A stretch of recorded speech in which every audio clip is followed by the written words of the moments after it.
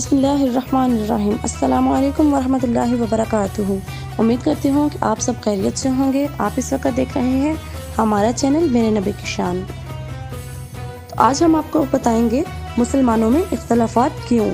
जब कुरान और हदीस इस्लाम का मुकम्मल कानून देते हैं तो मुसलमानों में इख्तलाफात कैसे पैदा हुए।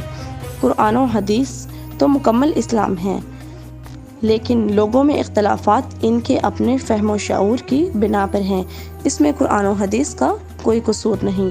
जब हर शख्स की सोच व फ़िक्र और समझ का ज़ाविया अलग है तो यही इख्तलाफात एक बदीही अमर है, और ये इख्तलाफात इस सूरत में रफ़ा होगा जब हम आहिलीन रहमतुल्लाह अलैहिम के तरीक़ पर कुरान और हदीस को समझेंगे, और फिर वो इख्तलाफात मिज़र और नुकसानदेह होता है जो कुरान और हदीस की नसूस से टकराता है।